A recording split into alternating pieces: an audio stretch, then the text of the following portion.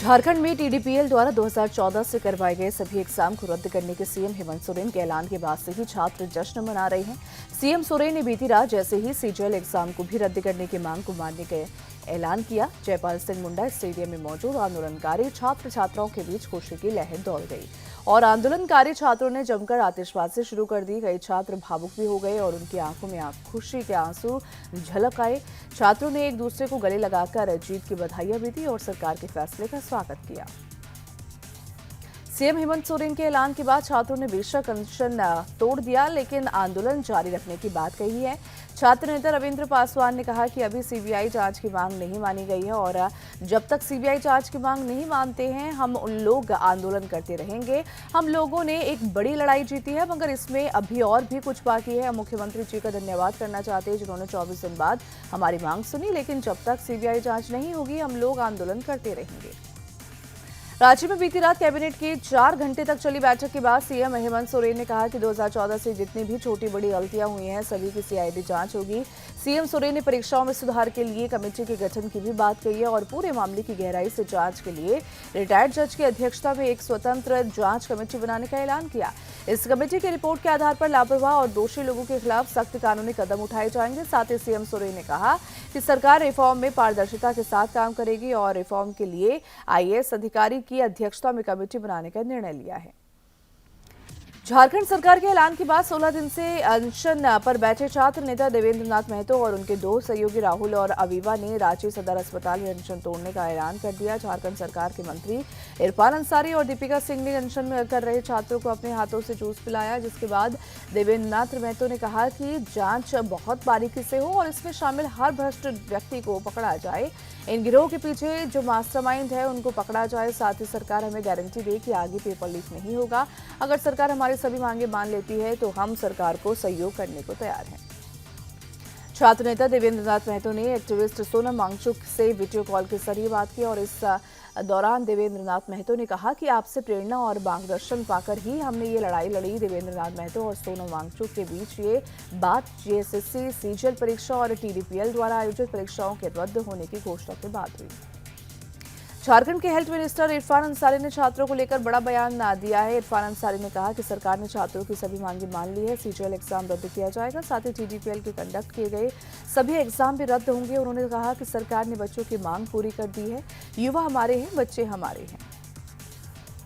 JPSC परीक्षा गड़बड़ी मामले में बड़ी कार्रवाई हुई। सीआईडी ने जेपीएससी की पूर्व मेंबर अजिता भट्टाचार्य के पीए को गिरफ्तार कर लिया है। पूछताछ के बाद सीआईडी ने पीए बीएन राम को गिरफ्तार किया। पीए बीएन राम पर जेपीएससी में इंटरव्यू मैनेज करने के लिए 40 लाख वसूलने का आरोप है। 9 अगस्त को अजिता भट्टाचार्य ने जेपीएससी की अध्यक्षता से इस्तीफा दिया था। मामले में अब तक 22 आरोपी गिरफ्तार हुए हैं।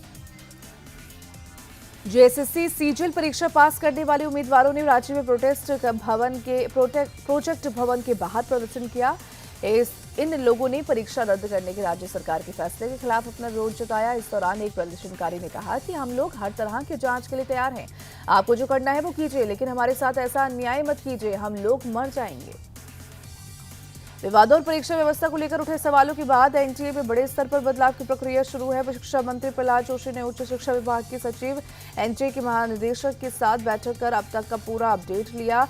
बड़ी खबर ये आई है कि एनटीए में अब तक 50 से ज्यादा कर्मचारियों को हटाया जा चुका है। इसके साथ ही संस्था के कामकाज को ज्यादा पेशेवर बनाने के लिए नई जिम्मेदारियां और पद भी तैयार किए जा रहे हैं। एनटीए में 10 नए पेशेवर पदों के लिए भर्ती प्रक्रिया शुरू की गई है। इन पदों पर विशेषज्ञों को शामिल करने की प्रक्रिया चल रही है।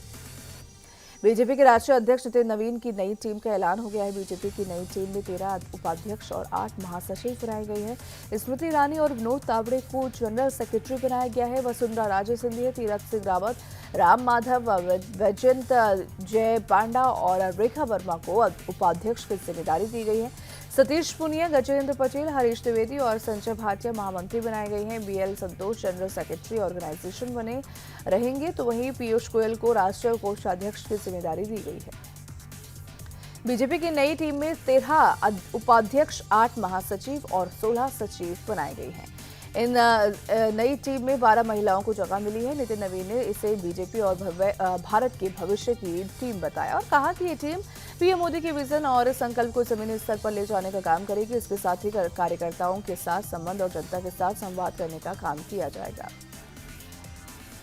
पीएम मोदी ने बीजेपी की नई टीम को शुभकामनाएं दी। पीएम मोदी ने कहा कि बीजेपी की नई टीम संगठनात्मक अनुभव, ऊर्जा और जमीनी स्तर पर लोगों से जुड़ाव का संगम है। मुझे पूरा भरोसा है कि नई टीम पार्टी को और मजबूत करेगी और जनसेवा में करने में अपना सर्वश्रेष्ठ योगदान देगी। दिल्ली एयरपोर्ट पर अंडरवर्ल्ड डॉन दाऊद इब्राहिम के करीबी साथी अख्तर मर्चेंट को गिरफ्तार किया गया। अख्तर मर्चेंट 2023 में महाराष्ट्र के काशीवीरा इलाके के एक बेकरी में हुई गोलीबारी का मुख्य आरोपी है। पुलिस के मुताबिक अख्तर मर्चेंट ने फिरौती नहीं देने पर गुटखा विक्रेता बाबू की बेकरी पर फायरिंग की थी। उसके बाद से अख्तर मर्चेंट पिछले 3 साल से फरार था। इंटरपोल से मिली जानकारी के आधार पर क्राइम ब्रांच मर्चेंट पर नजर रख रही थी और उसके दिल्ली पहुंचते ही उसे गिरफ्तार कर लिया गया। दिल्ली में एक नाबालिग लड़की की हत्या का मामला सामने आया। बीती रात पुलिस ने बुराड़ी इलाके में से एक सूटकेस के अंदर से शव को बरामद किया। घटना के बाद पूरे इलाके में सनसनी फैल गई। पुलिस ने केस दर्ज करते हुए शव को पोस्टमार्टम के लिए भेज दिया और आगे की जांच शुरू कर दी है। महाराष्ट्र के पुणे में सोशल मीडिया इन्फ्लुएंसर अर्थव जगताप पर जानलेवा हमले का मामला सामने आया। पुलिस ने अब तक रील स्टार माधवी कुंभार सहित 7 लोगों को गिरफ्तार कर लिया है। पुलिस के मुताबिक मामले की शुरुआत सतारा के कांस पठार पर स्टंट के दौरान अर्थव और माधवी के बीच विवाद हुआ था, जिसके बाद 15 अगस्त की सुबह पुणे के एक कैफे के बाहर कुछ लोगों ने अर्थव को घेर लिया। अर्थव जान बचाने के लिए कैफे के अंदर घुस गया, लेकिन हमलावरों ने उसका पीछा किया और लात, घूंसों, कुर्सियों और धारदार हथियारों से हमला कर दिया, जिससे अर्थव गंभीर रूप से घायल हो गए। एमपी के ग्वालियर में स्थानीय लोगों की बहादुरी से लूट की कोशिश नाकाम हो गई है। अशोकनगर में एक ज्वेलर की दुकान में लूट के इरादे से 2 हथियारबंद लुटेरे घुसे और दुकानदार पर फायरिंग की। दुकान के मालिक विजय सोनी ने दुकान में छिपकर अपनी जान बचाई, लेकिन दुकान के बाहर खड़े लोगों ने हिम्मत दिखाते हुए दोनों लुटेरों को पकड़ा और जमकर दोनों की पिटाई कर दी। फिर दोनों लुटेरों को पुलिस के हवाले भी कर दिया। पटना में एक इलेक्ट्रॉनिक शोरूम के गोदाम में बीती रात आग लगने से अफरा तफरी मच गई। जानकारी मिलते ही दमकल विभाग की टीम मौके पर पहुंची और काफी मशक्कत के बाद हालात पर काबू पाया गया। गनीमत रही कि इस हादसे में किसी तरह की जनहानि की खबर नहीं है, लेकिन बड़े पैमाने पर नुकसान की आशंका जताई जा रही है। उत्तराखंड के ऋषिकेश में बीती रात एक बड़ा हादसा हो गया है। बेन नदी में अचानक एक गाड़ी के गिरने से उसमें 2 युवक फंस गए। सूचना मिलती है एसडीआरएफ की टीम मौके पर पहुंची और युवकों को बचाने के लिए ऑपरेशन चलाया गया। तेज लहरों के बीच बेहद मुश्किल ऑपरेशन के बाद एसडीआरएफ ने आखिरकार दोनों युवकों को बचा लिया और हादसा कैसे हुआ इसकी जांच की जा रही है।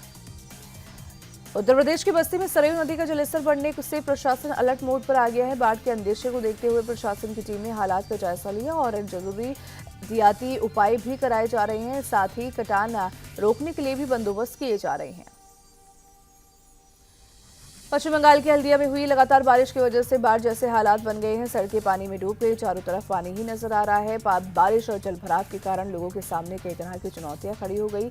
हालात का जायजा लेने के लिए राज्य सरकार में मंत्री अग्निमित्रा पॉल सड़कों पर उतरी और बाढ़ प्रभावित इलाकों का दौरा कर ताजा हालात का जायजा लिया। ओडिशा के केंद्रपाड़ा में भी बाढ़ की वजह से हालात पूरी तरीके से खराब हैं। ब्राह्मणी नदी का जलस्तर बढ़ने से 130 से ज्यादा गांव प्रभावित है। घरों में पानी घुसने से लोगों के सामान खराब हो गए।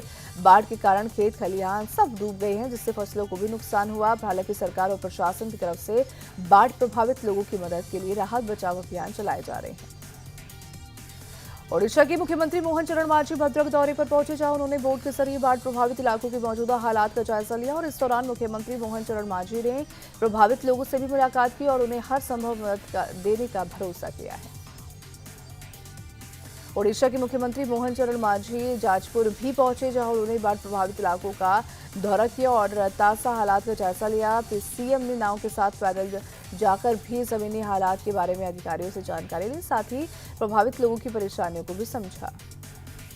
अमेरिका की हार्वर्ड यूनिवर्सिटी में पहली बार मुरारी बापू की 9 दिवसीय राम कथा का शुभारंभ हो चुका है। 15 से 23 अगस्त तक चलने वाली मानस गुरु प्रसाद कथा के दौरान मुरारी बापू ने भारतीय ध्वज को प्रणाम किया। स्वागत समारोह में लॉर्ड डॉलर पोपच ने राम कथा का संदेश सत्य, प्रेम और करुणा को हार्वर्ड के आदर्श वाक्य सत्य से जोड़ा। 19 अगस्त को तुलसी जयंती पर पहली बार भारत के बाहर 4 प्रमुख पुरस्कार भी दिए जाएंगे। आयोजकों का कहना है कि इस मुहिम के जरिए भारत की आवाज को दुनिया तक पहुंचाने की कोशिश की गई है।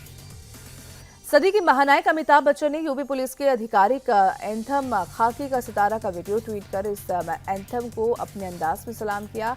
अमिताभ बच्चन ने लिखा, कुछ सितारे आसमान में चमके और कुछ खाकी पहनकर जमीन पर। बिग बी ने कहा कि खाकी का सितारा सिर्फ एक वीडियो नहीं है, बल्कि उत्तर प्रदेश पुलिस की जिम्मेदारी और उसके कामकाज के अलग अलग पहलुओं को सामने लाने की भी कोशिश है। पेरू की राजधानी लीमा भारी बारिश और बाढ़ का कहर यहां पे टूटा है। रविवार की रात से हो रही बारिश के बाद पेरू के कई जिलों में बाढ़ जैसे हालात बन गए।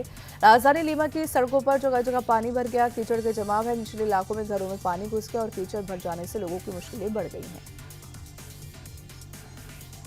अमेरिकी राष्ट्रपति ट्रंप ने उत्तरी कोरिया के तानाशाह किम जोंग उन के साथ अच्छे संबंधों का जिक्र किया। राष्ट्रपति ट्रंप ने कहा कि किम जोंग उन हमेशा उनके साथ बहुत सम्मान के साथ पेश आए हैं।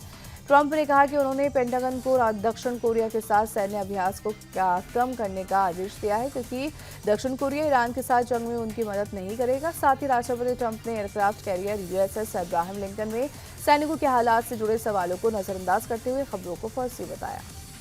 अमेरिकी प्रेसिडेंट ट्रंप ने ओमान पर हमले की धमकी दे डाली है। राष्ट्रपति ट्रंप ने कहा कि अगर ओमान स्ट्रेट ऑफ हॉर्मुज में ईरान और अमेरिका के बीच आया और इसी तरह की रुकावट डालने की कोशिश की तो अमेरिकी सेना ओमान पर जबरदस्त अटैक करेगी। साथ दरअसल ईरान और ओमान के बीच स्ट्रेट ऑफ हॉर्मुज में जहाजों की आवाजाही को लेकर बातचीत हो रही है और शिपिंग रूट का नक्शा तैयार करने पर भी सहमति बन चुकी है। इसके बाद से ही हॉर्मुज पर कंट्रोल का दावा कर रहे राष्ट्रपति ट्रंप नाराज हैं। इजरायली पीएम बेंजामिन नेतन्याहू की गठबंधन सरकार में शामिल कट्टरपंथी सुरक्षा मंत्री इतमर बेन गुवेर की सार्वजनिक तौर पर दिए गए बयान पर हंगामा मच गया। बेन गुवेर ने एक पॉडकास्ट के दौरान गाजा में इजरायली हवाई हमलों में कमी की आलोचना करते हुए कहा कि ये कोई रहस्य नहीं है कि मैं पीएम से असहमत हूं। मेरा मानना है कि गाजा में लोगों को निशाना बनाकर मारना चाहिए और हर रात 30 से 40 लोगों को निशाना बनाया जाना चाहिए। केवल उन लोगों को नहीं जो तत्काल खतरा है। वहां कुछ ऐसे लोग भी हैं जो जीने के लायक नहीं है, उन्हें जीवित नहीं छोड़ना चाहिए। वर्ल्ड टेस्ट का चौथा दिन है। तीसरे दिन श्रीलंका की पहली पारी 284 रन पर सिमट गई। इसके साथ ही भारत को पहली पारी में 178 रन की बढ़त मिल गई। भारत ने पहली पारी में 462 रन बनाए थे। श्रीलंका की ओर से सोनाम दिनुशा ने सेंचुरी लगाई, उन्होंने 100 रन बनाए, जबकि निरोशन डिकवेला ने 80 रनों की पारी खेली। वर्ल्ड टेस्ट के तीसरे दिन भारतीय स्पिनर रविंद्र जडेजा ने इतिहास रच दिया है। रविंद्र जडेजा ने टेस्ट में अपने 350 विकेट पूरे कर लिए। जडेजा टेस्ट में 4000 रन और 350 विकेट पूरे करने वाले दुनिया के चौथे खिलाड़ी बने हैं। तो वही जडेजा ऐसा करने वाले कपिल देव के बाद सिर्फ दूसरे भारतीय हैं। नई दिल्ली के इंदिरा गांधी इंडोर स्टेडियम में वर्ल्ड बैडमिंटन चैंपियनशिप में सोमवार को बड़ा उलटफेर हुआ। भारत के युवा बैडमिंटन खिलाड़ी आयुष शेट्टी ने पहले राउंड में वर्ल्ड चैंपियन चीन के शी यूची को हरा दिया। आयुष ने मेंस सिंगल्स का ये मुकाबला 21-14, 13-21, 21-19 से जीता। आयुष ने भी शी यूजी को पहले दौर में हराकर टूर्नामेंट से बाहर कर दिया था।